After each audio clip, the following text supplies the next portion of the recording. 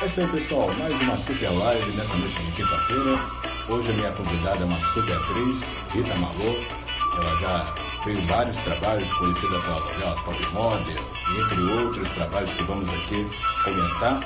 Lembrando que essa live vai ficar salva também aqui no GTV.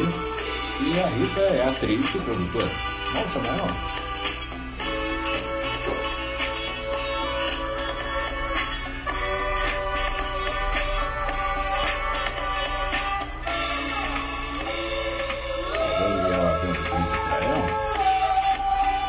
Para sinalizar que o nosso bate-papo já está começando.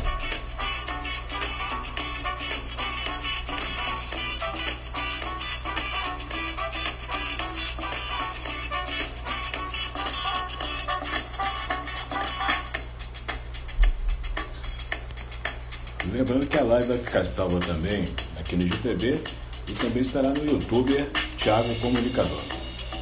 Opa, já chegou.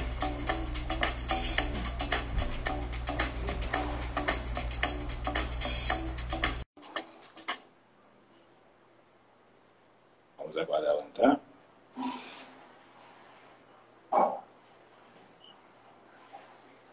Conectando. Opa, como vai? Olá, tudo bom, Thiago? Tudo bem. Primeiramente a gente faz aqui nossos testes aqui. Se o som tá bom, a imagem tá boa, tá tudo ok? Tudo ótimo, tudo ótimo. Ok, perfeito. Olha, conforme a galera vai chegando aí, primeiramente quero agradecer por aceitar o convite e é uma felicidade em tê-la aqui na live. Imagina, o prazer é todo meu, Thiago. Bom, Adoro.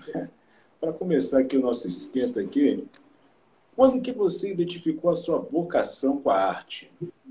Conta aí pra gente. Olha, isso aconteceu durante várias vezes, na minha primeira infância. Primeiro, quando eu era pequenininha, a gente brincava de cantar, né? Eu tenho dois irmãos, nós somos três filhos. E na época a gente cantava com o microfone e fingia que o fio de extensão era o microfone. Então, assim, a primeira vez que eu senti essa adrenalina é porque nós estávamos cantando, com o Roberto Carlos, aquela época, e eu tomei um choque na boca. Então, essa foi a primeira vez, o primeiro grande momento assim, de uma adrenalina enorme. Depois eu tive também uma situação, quando eu tinha 5 anos, e meu colégio fazia sempre apresentação. Desde pequenininha que meu colégio, graças a Deus, tinha aula de arte, a gente tinha aula de música, então sempre tinha teatro no final do ano, aquela coisa de colégio, né? E eu fiz uma peça onde eu fazia uma Violetinha, e quando terminou o espetáculo, foi lá no João Caetano, inclusive, um teatro bem bacana. E quando terminou o espetáculo, que fechou a cortina, a gente abaixava, assim, eu fazia uma Violetinha, e a gente abaixava sobre o corpo, assim, e como se fosse como se fechasse. E aí, quando eu levantei, que acabou, que todo mundo aplaudiu, eu levantei, e quando eu vi, eu estava do lado de fora da cortina. Então, isso com 5 anos foi uma adrenalina também muito forte. E, e aí eu levantei, todo mundo deu risada, aplaudiu, então foi uma coisa assim bem inusitada. Até que eu encontrasse o buraco da cortina para voltar para dentro, né? Foi uma emoção muito forte. E fiz teatro também no colégio, fiz Iraldo, fiz Flix, fiz várias coisas. Mas eu comecei a trabalhar profissionalmente com 17 para 18 anos. Eu estava já num grupo de dança, que eu comecei dançando, né? Eu fiz muito, muito balé. Então, assim, minha carreira começou na dança. Eu praticamente me formei ali no estágio, né? Eu era obcecada, fazia aula de dança o dia inteiro. E essa foi a minha formação. Na verdade, eu comecei dançando. Então, a primeira Olha, Elô, tá aí, atividade foi a dança. uma amiga minha da Suíça. Elô, Um querida, um abraço. beijo grande. Bom, eu fiz aqui uma pesquisa aqui aí você vai saber responder, é claro. São mais de 30 obras realizadas, correto? Eu não sei, nunca contei, mas talvez seja mais ou menos isso, né? Ou mais, No porque eu total, são fiz. quanto tempo de carreira já? Então, eu tenho 62 anos, né? E eu comecei com 18. Sim. Eu passei um período fora de cena. Foi um momento familiar assim que eu atravessei, que eu tive que tomar providências e tomar as rédeas da família. Foi um período complicado e eu me afastei um pouco, mas na verdade tem nem sei quanto tempo, 20, 30, 40, 50, 60, 44 anos, 44, olha que número bonito. Muita história e também muitas imagens. Aí eu vou começar aqui agora, de fato, uma coisa que eu adoro fazer é abrir aqui os slides com momentos da sua carreira. A gente vai comentando, olha só. Vou colocar aqui uma imagem e você comenta. Esse momento aqui, vamos lá, foi qual? Ó, Bruno Cavalcante está aí, que honra, obrigada, querido. A Nusa Andrade. Nossa, tá em Dubai, menina, que loucura. Então, essa foto eu adoro. Essa foto foi de uma peça que eu fiz em 1984, chamava-se Abre as Urnas, com a direção do Roberto Lage. E essa peça foi o meu primeiro, assim, digamos, eu já tinha feito Chorus Line antes disso, que foi um espetáculo fantástico, mas nessa peça era eu e o Luiz Gustavo, eu e o Tatá. Então foi a primeira vez que eu atuei, né, sozinha, eu e ele, éramos um casal, e a gente dominava a cena, eram várias esquetes, era uma comédia, por época das diretas já. Foi uma experiência fascinante, né, trabalhar com o Luiz Gustavo. Na realidade, era a primeira vez que ele fazia teatro. Por incrível que pareça, ele era um ator de TV, né? E ele quis, então, se aventurar no teatro. Era um texto muito bom, do Luiz Fernando Veríssimo, uma comédia muito engraçada. E o Tatá, ele é engraçado por si só, ele não precisa nem falar, né? Aqui, olha só, mais momentos também. Ai, essa foto eu amo. Nessa foto eu tinha 19 anos e eu estava no sul da África. Esse é o Anselmo Lopes, foi o meu segundo marido. Era um espetáculo incrível. Foi o primeiro hotel 6 estrelas do mundo, que era Sun City. Nós ensaiamos em Johannesburg, mas esse hotel ficava em Bophuthatswana, porque na época o jogo era proibido. E nesse paizinho dentro da África do Sul, era permitido o jogo. Então a gente morava num hotel deslumbrante, morei um ano lá, que tinha cassino, um teatro enorme, um teatro maravilhoso. E eu fazia esse espetáculo. Nessa época, você vê, eu estou pesando acho que 47 quilos, um fiapo. É que eu era bailarina mesmo, né? E eu tinha nessa época 19 anos, eu acho. Mas foi muito marcante na minha vida. Primeiro porque foi um sonho, né? A gente viveu num hotel de alto luxo, né? E fazia parte do staff. E era um staff muito grande. Tinha um anexo assim ao hotel, onde morava o staff e era todo o pessoal do cassino, o pessoal do teatro. Então, assim, era muita gente mesmo, e todo mundo muito jovem, e gente do mundo inteiro. O elenco era multirracial e, sim, tinha gente de tudo quanto era lugar. Tinha indianos, franceses, pessoal de Las Vegas, o coreógrafo era de Las Vegas, e foi uma experiência muito marcante e bem importante, né? Eu me profissionalizei muito cedo. Com 18, 19 anos, eu já era uma profissional e totalmente consciente da minha responsabilidade. Então, assim, eu amadureci muito rápido, graças a Deus, e no palco. Maravilha. Aí você teve a É isso. oportunidade de viver em outros países. E o que trouxe de bagagem para você? Está vivenciando também outras culturas?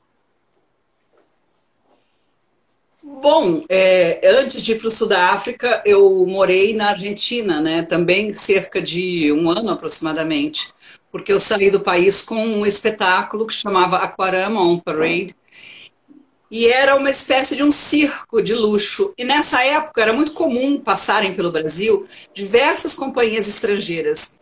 A Disney, Hanna-Barbera, Holiday on Ice. E esse foi um dos grandes espetáculos que passaram pelo Brasil e que eu fiz uma audição e saí do país. Então, assim, eu acho que a bagagem que sai do país de trás é imensa, né? Você, primeiro que você amadurece muito rápido, primeiro que você se torna um profissional por excelência, porque você não sai daqui para fazer nenhum trabalho se você for irresponsável, ou não cumprir horário, ou não for tecnicamente preparado para participar de um espetáculo como esse. Então, eu acho que o que me trouxe foi amadurecimento, foi muita alegria, foram experiências de vida fantásticas, onde eu conheci muitas pessoas do mundo todo. E eu saí do país casada, né, com o Anselmo, com esse da foto. Nós tivemos um casamento muito feliz, ficamos acho que 5 anos juntos. E o que me trouxe essa bagagem foi isso. Eu trabalhei também aí na Argentina, eu saí desse espetáculo, né, que era um music hall, né, era uma espécie de um circo de luxo. E aí a ideia era ele percorrer a América do Sul toda, até o México, e do México a gente queria chegar até lá, né? E de lá pular a cerca, né? De repente ir para os Estados Unidos. A gente queria se aventurar, eu tinha 19 anos na época. E aí o que ocorreu foi que o dono desse circo, ele era argentino. E quando chegou na Argentina, esse espetáculo fez muito, muito sucesso. E ele, ao invés de percorrer a América do Sul, que era nosso intuito, ele começou a fazer o interior da Argentina. Aí tinha um roteiro, Córdoba, Santa Fé, Mar del Plata. Então, assim, eu cheguei a ir para Mar del Plata. Morei 3 meses em Mar del Plata. Nessa época, esse espetáculo que a gente apresentava em grandes estádios, Maracanãzinho, Mineirinho, a gente apresentava em estádio, era uma coisa assim enorme mesmo. Era um corpo de baile, eu sei lá, mais de 40 pessoas. Inclusive era um corpo de baile de Londres, né? Elas eram todas inglesas, né? E entrou eu e o Anselmo, né? A gente era totalmente diferente delas, né? Elas eram todas muito brancas e a gente muito morena. E a gente era um tipo muito exótico, porque na África do Sul, na época, foi em 1979, estava rolando um apartheid, assim, bem feio, uma coisa assim. Foi uma experiência muito chocante. E nós tínhamos pessoas no elenco que eram indianos, negros, e nós que éramos assim uma mistura de tudo, porque o indiano ele é bem, você vê que é indiano imediatamente ao bater o olho.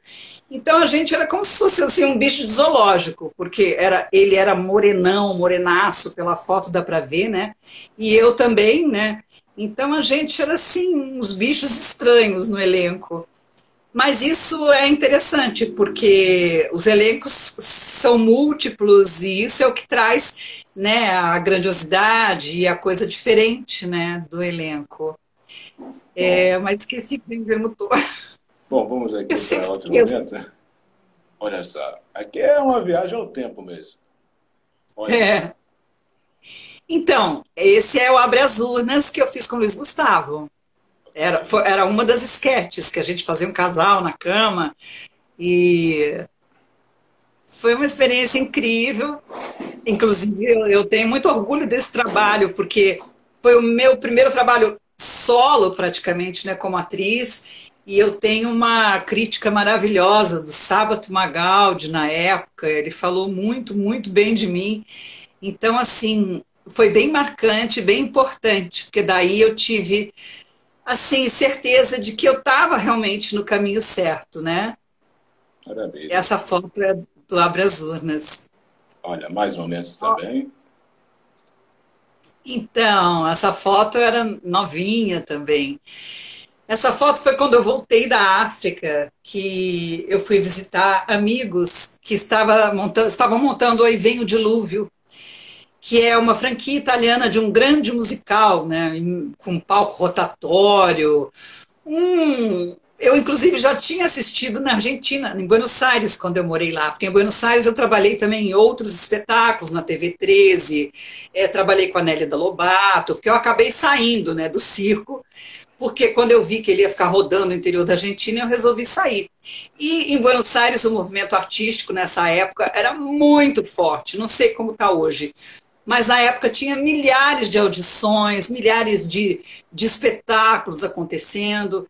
Então eu prestei essa audição para ir para a África, eu estava em Buenos Aires, e aí quando eu passei, isso ia acontecer meses depois, eu acabei saindo do Aquarama on Parade, do circo, e prestei um teste também para trabalhar no teatro lá. Eu trabalhei no Teatro Corrientes com a Nélida Lobato, que era uma grande musa argentina na época, que também foi uma maravilha conhecê-la e poder assistir. Eu ficava na coxia, deslumbrada, vendo aquela mulher, que era uma bailarina do Colón, uma exímia bailarina que tinha se transformado numa grande vedete. Bom, enfim, essa foto, quando eu voltei da África, estavam montando o Dilúvio em São Paulo. E eu já conhecia o espetáculo e tinha muita gente no elenco que era minha amiga. Então eu fui encontrar os amigos, fui ver os amigos, estava com saudades de São Paulo, saudades de todo mundo.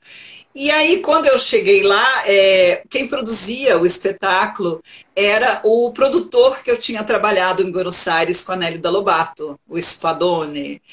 E aí ele me encontrando, ele falou, Rita, venga trabalhar conosco. E aí fiquei um pouco na dúvida, assim, que eu estava acabando de chegar em São Paulo, né? Eu queria, sei lá, dar um tempo pelo menos. Mas aí acabei entrando no elenco. Então, essa foto fofa, que eu adoro, eu tinha um cabelo enorme, eu tinha, acho que 21 anos, e foi na montagem do Dilúvio em São Paulo. Tempos depois, assim, um ano depois, eu acabei sendo convidada para reproduzir essa coreografia no Rio. Aí eu me mudei para o Rio e montei o Dilúvio lá. Porque o Dilúvio era uma franquia, quer dizer, que nem os musicais da Broadway. A coreografia, tudo, o texto, o cenário, vem tudo de lá, vem tudo já... você tem que seguir aquele padrão. Então, na realidade, eu coreografei no Rio, mas eu não coreografei. Eu reproduzi a coreografia original no Rio de Janeiro. E essa foto é de lá. Uma curiosidade, você com a sua ampla experiência envolvida ao teatro, qual é a diferença do teatro nacional, ou seja, o nosso Brasil, e o internacional? Há alguma diferença em relação à cultura, ao público? Olha, na época, né, não havia muita diferença. Tanto que eu cheguei aqui e prestei audição para o Chorus Line. E o Chorus Line, há um ano atrás, eu tinha assistido em Buenos Aires. Então, assim, foi uma época onde ferviam, né, as audições e existiam muitas oportunidades de trabalho e começou com o Chorus Line, o grande musical. Então, a diferença eu não vejo muito. Eu vejo assim que na época o pessoal estava pouco preparado para espetáculos desse nível, desse calibre. Hoje não. Hoje nós temos diversos atores muito tarimbados e atrizes para musicais, que cantam, dançam, interpretam, sapateiam, mas na época não tinha. O teste do Chorus Line foram 1000 pessoas, né? Nossa. Então, eram poucos os bailarinos que cantavam, os atores que dançavam, porque assim, era tudo difícil. A coreografia era extremamente difícil, então você tinha que ter uma técnica. O canto era alto. Não, foi terrível. Foram 15 dias de testes, né? E 1000 pessoas que concorreram eu acho que eram, nem lembro quantos papéis, mas eu acho que eram 14 ou 17, uma coisa assim. Bom, aqui essa imagem aqui comprova um pouquinho da sua paixão também, olha só. Ah, sim, essa é do Chorus Line. Isso daí foi uma propaganda para Kodak. A Uhum. Kodak ainda era filme de rolo que enrolava e tal. E eles fizeram um cartaz, eu tenho um cartaz enorme com essa foto. E essa foto é uma foto da produção desse filme da Kodak. Olha que incrível. É maravilhosa, eu adoro. Vamos lá, é o momento que a gente vai fazendo um flashback aqui da sua carreira. Fala um pouquinho das novelas, é uma coisa que não podemos deixar de falar. Como é que foi a experiência e a repercussão na época de Top Model? Então, antes de Top Model eu fiz Vale Tudo, né? Sim? Mas Vale Tudo eu fiz uma participação. Top Model eu já ganhei um papel relevante, participei da novela toda. Mas Vale Tudo, olha, aí tá em Top Model, eu tô com Sim, Miguel sim. Magno, meu querido Miguel Magno. Então, assim, eu fiz um teste, o meu primeiro teste foi com o Falabella, quando eu fiz Vale Tudo, né? Eu estava no Rio de Janeiro fazendo uma peça de muito sucesso, que foi Blasfêmias.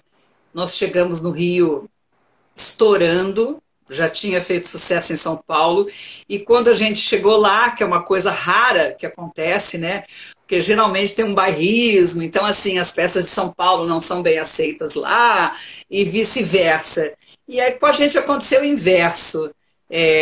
Nós chegamos no Rio e fomos abraçadas, abraçadas e muito bem recebidas. A gente teve uma visibilidade enorme, mas também a gente não brincava em serviço, né? Nós éramos Sim. três atrizes e a gente barbarizava, a gente fazia performance na praia, a gente vivia e a gente era caracterizada assim, uns cabelos enormes, pretos, maquiagens assim pretonas. Então, assim, o pessoal enlouqueceu com a gente. A gente tinha fã-clube no Rio. A gente Nossa. ficou um ano em cartaz no Rio. Então, assim, hoje, para uma peça ficar um ano em cartaz, é muito difícil, né? Então, foi uma peça de muito sucesso e foi aí que eu fui chamada para fazer a novela, Olha. né? Então, é isso que surge o convite. E a repercussão na época? Também hoje, também, através pelas reprises também, né? Agora as reprises estão tão bombando, né? Assim, milhares de novos seguidores, de pessoas que amam a novela. É incrível, porque tem muitos anos já, né? Foi em 91 Top Model, né? E tem um fã-clube imenso, né? As pessoas amam essa novela. E eu tive a grande oportunidade de fazer duas novelas muito importantes, e eu considero algumas das melhores novelas que nós tivemos, que foi Vale Tudo e Top Model. Foram duas grandes novelas, muito marcantes, e, e a repercussão, a gente na época já bombava, né, com Blasfêmias. Então foi mais uma coisa que veio no meio da carreira O útil ao e agradável. o útil ao agradável, porque eu já tinha um reconhecimento grande pela peça que a gente fazia, né? E aí juntou a novela também, então foi bem bacana e bem importante. E também há uma questão também muito interessante, eu acho que quando reprisa um produto, é a oportunidade de novamente renovar um público também. Exatamente, não, o que eu tenho de público jovenzinho que viu a novela, porque a novela passou, a Top Model passou acho que 3 vezes, né? Ela passou, depois entrou no Vale a Pena Ver de novo e agora entrou no streaming. Então, assim, vai renovando o público, realmente. Eu tenho público de todas as faixas etárias, né? De todas as faixas etárias. Quem viveu na época a novela e agora quem está assistindo e que nunca tinha assistido e mesmo quem está revendo, né? Porque o pessoal gosta de uma reprise, né? O pessoal assiste mesmo. E, e qual foi o sentimento de atuar em novelas que bombaram, que somaram para a sua carreira, ou seja, alavancou a sua carreira? Sim, foi muito importante, me deu muita visibilidade na época, mas nesse exato momento eu tive um contexto familiar complicado, e nesse exato momento onde eu estava estourando no norte, como a gente diz, né, eu tive que largar a carreira, porque eu tive uma falência na família, né, meu pai teve uma falência bem séria E de repente eu vi a coisa assim, o barco fazendo água, sabe? A gente tinha uma situação muito boa financeira, meu pai era industrial, e eu vivia a minha vida, né? Totalmente independente. Eu saí de casa muito cedo, com 18 anos eu já morava sozinha, eu já fazia teatro, já tinha me casado, saí do país. Então, nesse período, eu tive que, logo quando eu estava acontecendo realmente a minha carreira, eu tive que largar para assumir essa responsabilidade de sustento da família, porque, sinceramente, eu não conseguiria, né, continuar ali dançando, cantando, feliz da vida e vendo minha família numa situação complicada como foi. Então, eu larguei e eu abri um showroom de moda, de acessórios de moda no Rio de Janeiro. Eu trabalhava com sapatos e bolsas de marcas muito fortes. E durante uns bons anos, eu tive esse showroom em Ipanema e toquei minha vida nesse sentido, no sentido de sustentar a minha família, que era grande, era avô e tia, pai, mãe, cachorro, galinha, papagaio, era muita gente para dar de comer. E eu tive muito êxito, né, nessa empreitada que eu me envolvi. Eu trabalhava com grandes marcas e isso foi o que deu o meu sustento e o da minha família durante um longo período, né? Até que a minha história as pessoas mais ou menos conhecem, mas anos mais tarde eu tive um câncer, né? E aí quando eu tive esse câncer, porque assim, eu gostava do que eu fazia, trabalhar com moda também é agradável, eu trabalhava com produtos de primeira linha, então assim, lidava com pessoas ótimas, minha clientela era assim, top, todos as grandes marcas do Rio de Janeiro, Cantão, nossa, sim, eu tinha marcas muito boas, né? Mas aí quando eu tive esse câncer, eu tinha muita vontade de voltar, mas eu não consegui. Eu tentei ensaiar uma peça enquanto eu estava no escritório, só que era complicado, porque assim, ensaiava de noite, tudo bem, eu ia dormir 1, 2 da manhã, no dia seguinte eu tinha que estar lá no showroom, 9 horas da manhã, e tinha cliente o dia inteiro, era uma verdadeira loucura. E aí eu acabei optando, quer dizer, eu não tive muita opção, né? Eu tinha que sustentar a minha família. Então, eu fiquei no showroom, foi um negócio muito próspero, né? Eu passei alguns anos com bastante prosperidade, minha família idem, eu consegui trazer para eles um padrão de vida ótimo, que era o que eles estavam acostumados. E foi isso. Passaram-se muitos anos, mas aí eu tive um câncer. Quando eu tive um câncer, esse desejo meu de retornar, de voltar para a carreira, isso ali naquele momento caiu a ficha, sabe? Porque eu percebi que estava faltando para mim justamente aquilo que eu mais amava. Eu estava abdicando, né, abrindo mão de uma coisa que era extremamente importante para mim. Então, quando eu tive esse câncer, eu chutei o pau da barraca, eu fechei o escritório, larguei tudo, eu não quis nem saber. E vim me operar em São Paulo. Eu me operei aqui em São Paulo, mudei para São Paulo. E nessa época, por coincidência, também eu acabei me apaixonando e me casando e voltando para o teatro e começando a produzir de novo. E aí tudo começou a andar de novo nesse segmento artístico, até a pandemia, né? Que aí a gente sabe o que aconteceu. Enfim, vamos aqui comentar já já sobre isso, mas eu gostaria que você também fizesse um comentário em menção à palavra responsabilidade, né? O que eu acho muito assim incrível, por exemplo, 21 anos viajando o mundo todo aí, peças bombando e, enfim, a gente vê a responsabilidade de uma jovem, e ainda, claro, jovem, até os dias de hoje. Você se mantém muito jovem. Sim. E o que a palavra responsabilidade está aplicada na sua vida? Olha, desde muito nova que eu sou muito responsável. Claro que eu vivi todas as loucuras da minha idade, né? Era tudo, era uma galera maravilhosa, mas a responsabilidade andava casada. A gente podia fazer as maiores barbaridades, né? E fazia. Mas na hora do trabalho a gente estava lá, entendeu? Então, responsabilidade é uma coisa que eu sempre tive. Então, eu não sei nem o que te dizer como ela vem ou o que ocasionou, porque, na verdade, eu sempre fui uma pessoa bem responsável. E aí eu tomei as rédeas da família, me responsabilizei pela família toda. E como eu produzi teatro já muito nova e participei, né, de grupos e de espetáculos com diretores muito famosos, né, o Abu Janra, o Lage. Então, assim, você aprende. E depois, assim, eu acho que a dança traz uma disciplina que é inegável.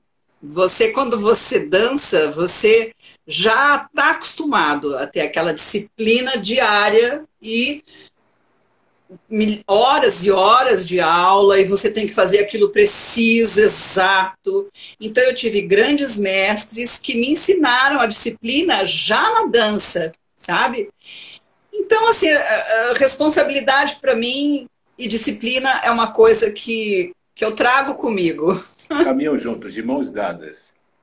Caminham juntas de mãos dadas. Olha, tem bastante gente aí Sim. que eu gosto bastante, que está visitando a nossa live. Joyce, Bacante, um beijo, querida. Deixa eu ver quem mais está aí. Vamos lá. Eduardo Vaz. Vamos aqui mais um momento.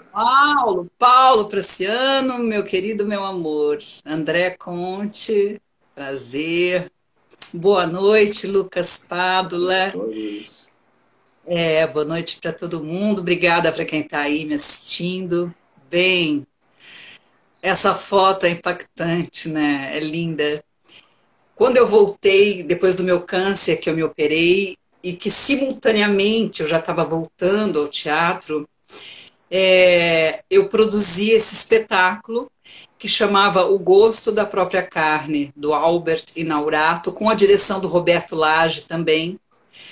E é um elenco, não há nem o que falar, né? Nelson Pérez, o Robertson Lima, o Valmir Santana, que nós somos casados, né, durante 4 anos, e eu adoro esse espetáculo. Infelizmente, como era uma produção minha, né, independente, a gente não teve como levar adiante, porque é muito complicado você produzir um espetáculo e ter um elenco grande.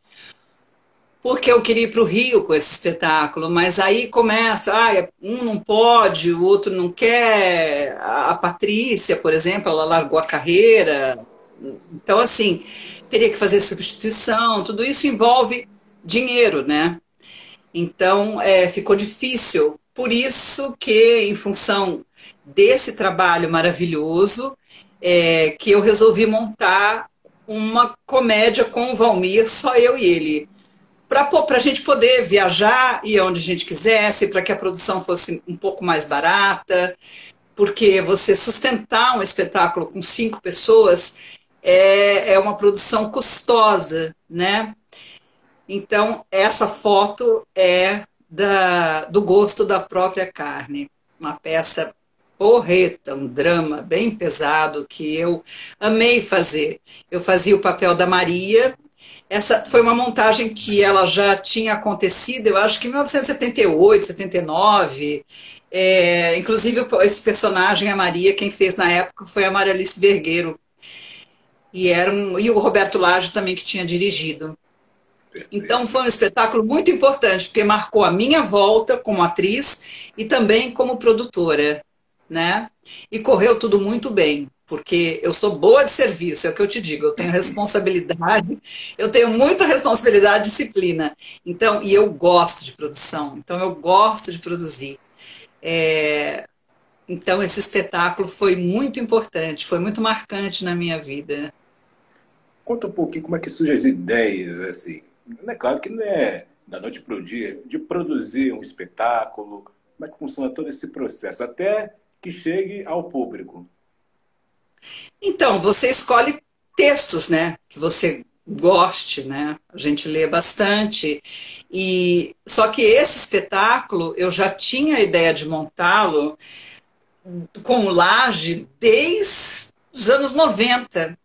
Às vezes eu vejo coisas assim, mensagens que a gente trocou nessa época, né, que nem existia o WhatsApp nem nada, mas eu já ia montar esse espetáculo no final dos anos 90. E aí aconteceu esse ato todo na minha vida e eu acabei montando ele, sei lá, 20 anos depois. Mas as ideias surgem dessa maneira.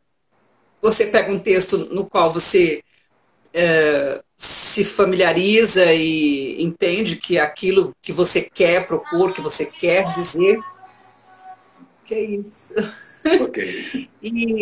E aí você escolhe o texto e bota mãos à obra, entendeu? E aí você começa a procurar tudo que envolve uma produção, né? Desde o espaço até tudo, a direção, cenografia, figurinos, coreografia, trilha sonora. São muitas coisas que envolvem uma produção teatral. É muita coisa, muito trabalho. Perfeito, olha só, vamos aqui a outro momento. Olha só essa imagem. É.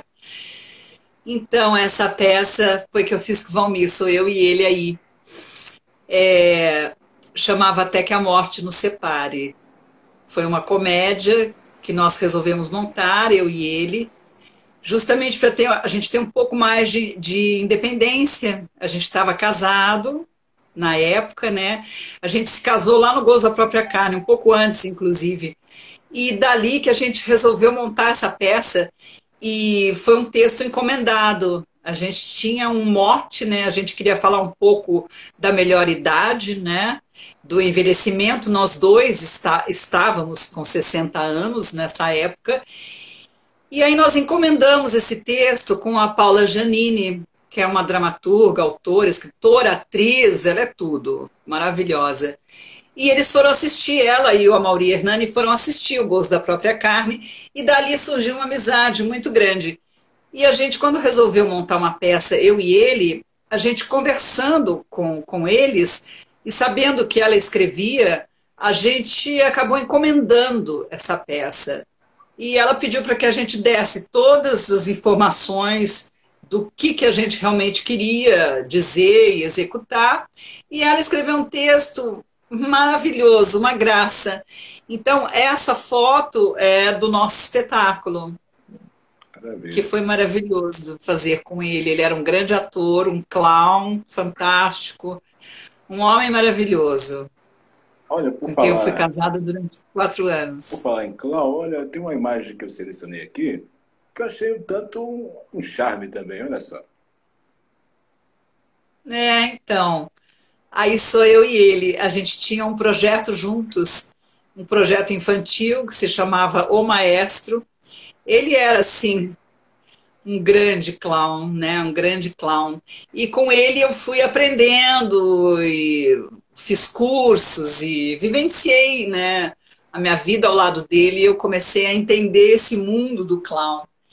E aí era um espetáculo, era um projeto nosso que chamava O Maestro, que era um espetáculo de música clássica para criança. A gente ia introduzir música clássica para criança através da palhaçaria. Olha. Então, essa foto é desse nosso projeto, que não aconteceu, porque ele faleceu, né, antes disso. É isso. Vamos lá. Infância. Comente pra gente. Ai, que bonitinha! Os gambinhos fininhos, eu era magrinha, né? Minha mãe ficava louca porque eu não comia. Então, sou eu e meu irmão na porta da casa da minha avó. E eu passei uma infância bem tranquila, né? Dentro de uma família bem harmoniosa, tudo certinho, pai, mãe, vó, avô e tal. E foi uma infância muito feliz, foi uma infância muito feliz.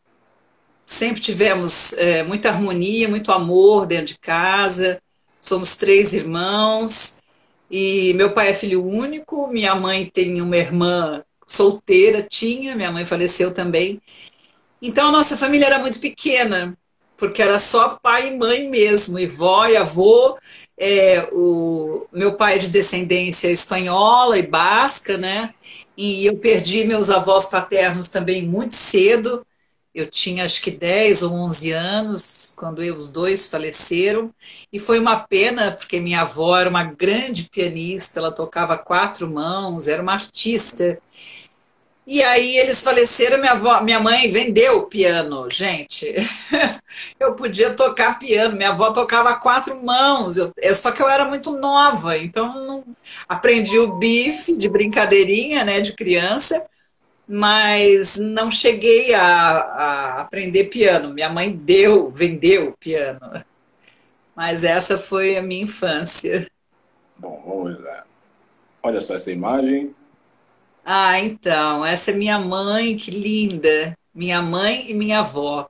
Eu sou a cara da minha avó, né? Morena, minha avó é descendente de índios, né? E bem morena. E minha mãe tem olhos, mas ela tinha olhos verdes, né? Uma loucura.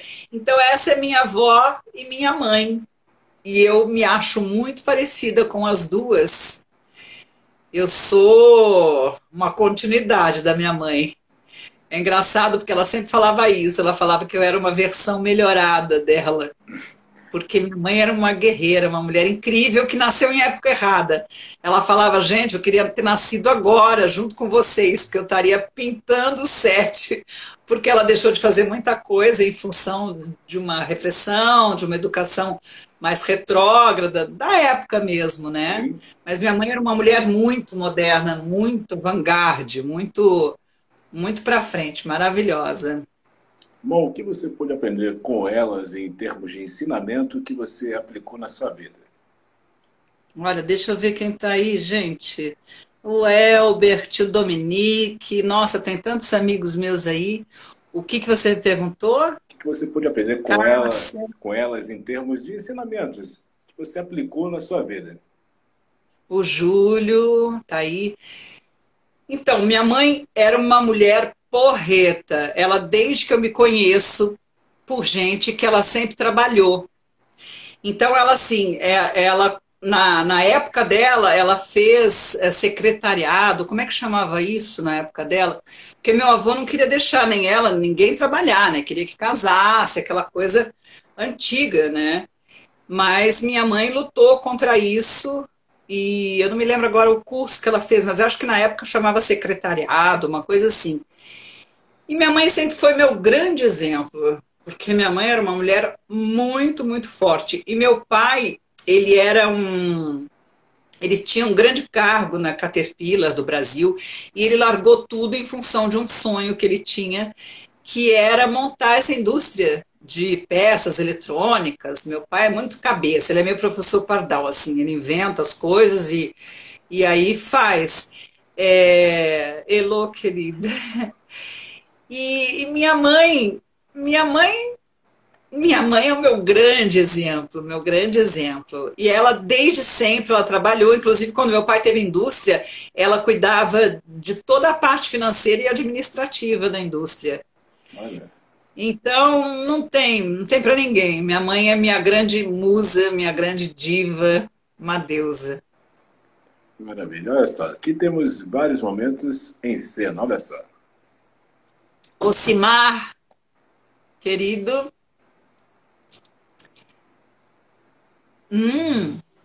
Então, essa é a Maria.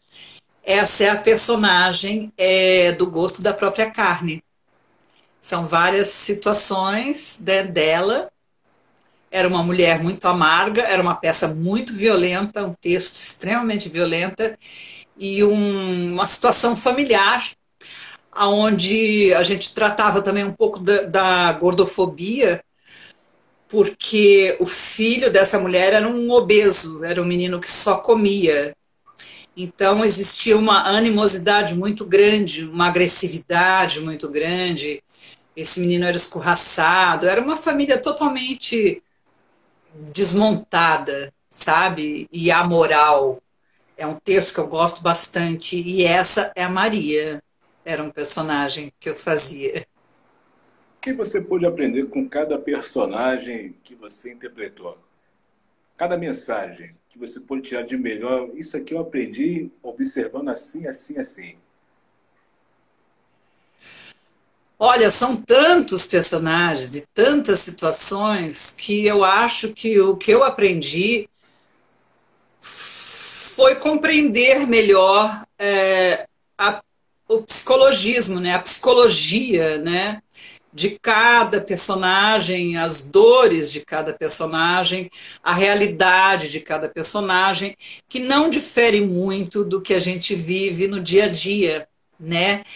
Então, claro que você aprende muito, assim como você aprende com a leitura, assim como você aprende observando, né? Verdade. Assistindo bons trabalhos.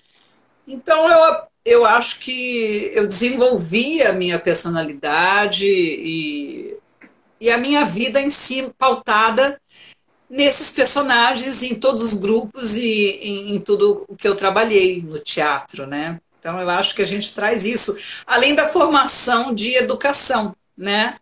Que eu tive um pai e uma mãe muito, muito incríveis. Eu tive uma educação muito legal, muito bacana.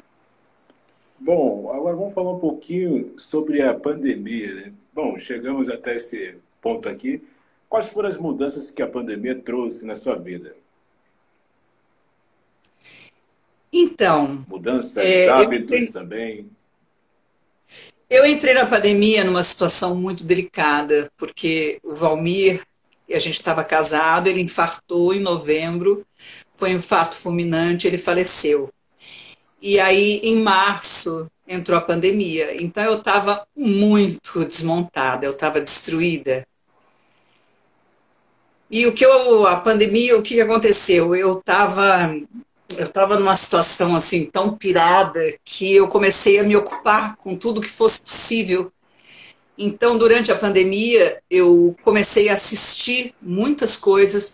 Eu assisti todos os espetáculos que entraram online, todos, posso dizer que todos. Vi as experiências crescendo, eu vi desde o teatro filmado até as peças que eles começaram a entender a linguagem e começaram a fazer as peças online dentro de uma linguagem que não é nem TV, nem teatro, mas que é uma linguagem nova e que tiveram grupos e espetáculos maravilhosos, que o pessoal entendeu rápido, né?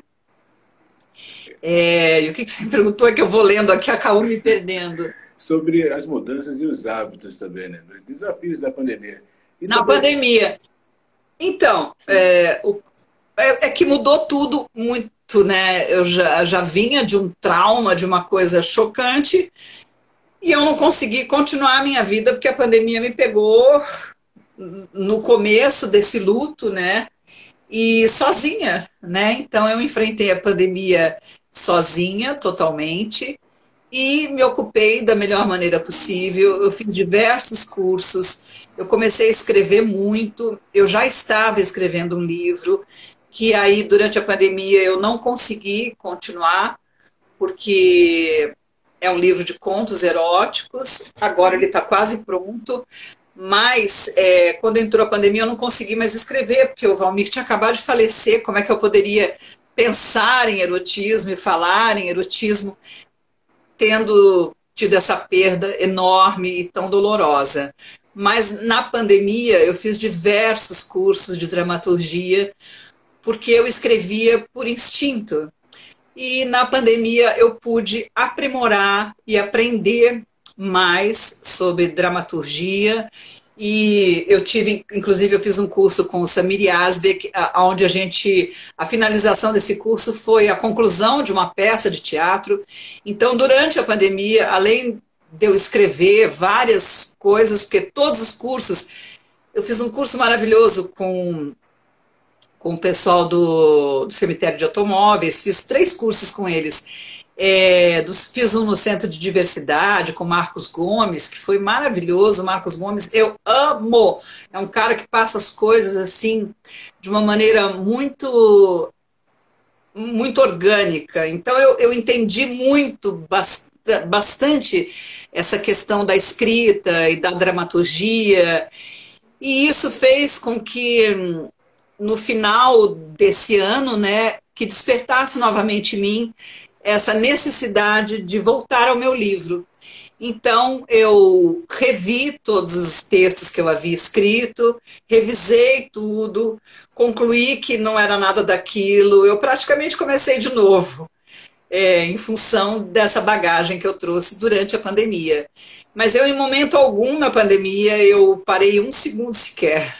Eu não podia parar, porque senão eu ia enlouquecer. Porque foi um ano de muito choro, de muito sofrimento, de muita tristeza. E o que me manteve de pé foi isso, foi estudar, foi escrever, foi aprender. Eu tive bastante auxílio de muitos amigos que me ampararam, que me buscaram, que me acolheram. E, e foi isso que na pandemia o que eu aprendi foi a sobreviver a um momento de guerra muito triste e muito duro. Eu acho que foi, que está sendo, né, e foi duro para todo mundo, mas para mim especialmente foi uma porrada. Mas como eu não costumo deixar a peteca cair, eu caí dentro e enfrentei toda essa situação com a força que eu costumo ter na vida. Incrível. Olha, o Júlio está falando aqui, você merece todo o meu aplauso de pé. Júlio é um grande amigo. Eu recebi muito carinho de muita gente, sabe? E fiz muitas amizades. É incrível, né? Porque as pessoas acham que não dá para você fazer amizade no Instagram, no Facebook. Eu tenho grandes amigos que eu fiz no Instagram e no Facebook. Inclusive, eu casei com o Valmir através do Olha Facebook, isso. né? A gente se casou, a gente começa, conversava, trocava ideia, eu acompanhava a carreira dele, e ele.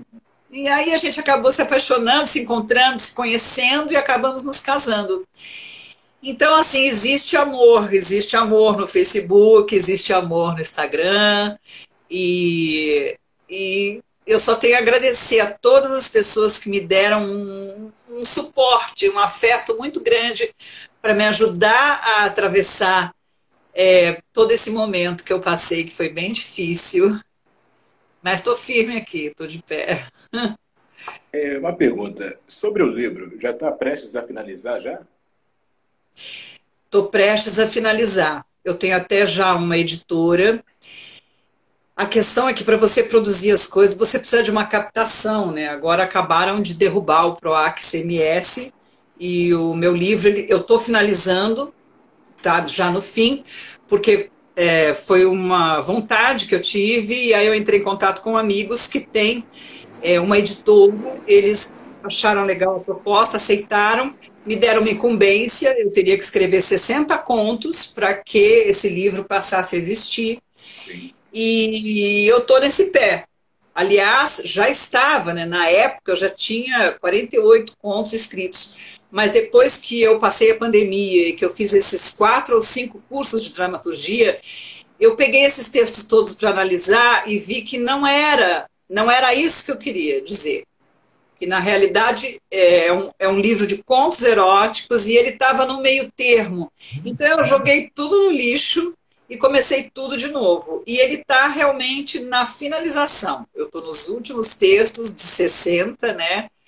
Que foi a incumbência da editora. E é isso, e eu espero conseguir lançar esse livro, porque esse livro é acompanhado com fotos minhas, sensuais. Eu fiz ensaios fotográficos com o Luiz Mendes Teixeira, que é um grande fotógrafo do Rio de Janeiro, e eu fiz alguns ensaios sensuais com ele, e a proposta é apresentar esse livro com contos eróticos e fotos sensuais de uma mulher de 60 anos. Para mostrar que assim, que a gente pode tudo e pode sempre o que a gente quiser. E que uma mulher de 60 anos hoje, ela está ativa, viva e totalmente inserida dentro do contexto, né, da modernidade. 60 anos hoje são os 40 de antigamente. Então eu acho que a gente começa a envelhecer, acho que aos 80, eu acho, né, talvez. Vamos ver, né, se eu chego até lá. É a questão do se valorizar, né? Se amar também. Sim. se valorizar e se amar. Tem que ser, né? Não tem outro jeito. Que se você não fosse amar, quem vai te amar, né? Tem muita gente, Verdade. né, que ama a gente. E isso alimenta bastante. Eu tenho pessoas muito queridas que me acompanham e que foi o que me segurou nessa pandemia. Muita gente me deu a mão, muita gente não, alguns poucos amigos muito importantes me ampararam bastante. Então, é isso, a gente vai amadurecendo e aprendendo, né? Aprendendo a Verdade. enfrentar. Olha, muita gente querida aqui na live. E eu queria fazer uma pergunta já para finalizar, que já estamos já nos 55 minutinhos. O que você tem a Já? agradecer? Um bate-papo que rende. Pena. O que você tem a Ah, agradecer ao Eduardo Vaz. público, a toda essa gente querida que acompanha seu trabalho? Oi, eu me perdi aqui. O que Qual é você tem a a... agradecer ao público, a toda essa gente querida que te acompanha no Facebook, no Instagram, sempre está nativa nas redes sociais? Sim, eu sou bem ativa nas redes sociais há muitos anos. Eu tenho YouTube desde antes do YouTube ser YouTube. O que eu tenho a dizer é que, assim, sem esse carinho, sem esse suporte, a gente não consegue atravessar momentos difíceis e mesmo os mais felizes. Você precisa ter, né, pessoas que te deem esse suporte. Márcia Rosas. Então, que legal, porque tem muita gente nova que eu não conheço que entrou na live. Que É mesmo. bacana. Tem meus amigos e tem muitas pessoas novas. Márcia Rosas. Obrigada, Abraço a obrigada, todos. querido. Olha, Então, é isso. É o amor. Só o amor constrói. Parece chavão, mas não. O amor é a coisa mais importante que nós temos. bom, essa live ela vai ficar claro, que vai ficar salva aqui no IGTV, no Instagram. Também logo, logo vai estar no YouTube. Aí, para finalizar aqui o bate-papo, vamos fazer uma foto bem rapidinha? Uma foto? Uma print, no caso.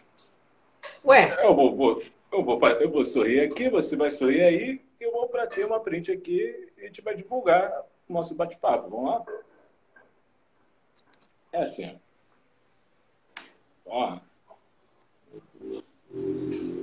foi? Pronto. Olha, Rita, muito obrigado. Só tenho Obrigada a gratidão. você, Tiago. Passa rápido, né? Joyce, bacana. Um beijo grande. Obrigada, querido. Obrigada. Deixa eu ver aqui, é tanta gente. Márcio, meu querido Márcio Rezende. Muita gente querida com a Muita gente. gente que eu amo. A live vai ficar Tiago, salva. muito obrigada. Muito obrigada por ter me convidado. É sempre um prazer conversar e falar um pouco da minha vida e que as pessoas me conheçam um pouco mais. Acho importante também que as pessoas saibam como eu estou, né? Porque Claro. os atores, eles desaparecem e ninguém sabe como é que você está. E eu tô aqui firme. Então, a galera que quer Obrigada, acompanhar Sara. você, Obrigada. aonde que vai acompanhar? Fala o seu Instagram, fala o Facebook. Bem, meu Facebook é Rita Malô. Sim, O Instagram é Rita_Malô. É Rita Malô sempre. Eu tenho minha página, perfil que é meu, né? Perfil pessoal, e tenho a página de artista também no Facebook. E no Instagram eu tenho a minha conta no Instagram. Tenho a conta também do meu grupo, que é a Cia Dupla Trupe. sim. E é isso. Então, Olha, só tenho Fabrício gratidão. Edu. Obrigada, Tiago. Muito prazer ter feito essa live. Te agradeço muito pelo convite. E é sempre bom encontrar os amigos assim, meio que ao vivo, né? Que as pessoas conseguem falar com a gente consegue responder perguntas. Te agradeço bastante, Tiago. Muito sucesso para ti e eu vou ficar acompanhando, hein, as novidades, hein? Obrigada, obrigada. Abraço. Tchau, Tchau, querido. pessoal. Obrigada. Tchau, Sara. Tchau, gente. Obrigada a todo mundo que esteve aí.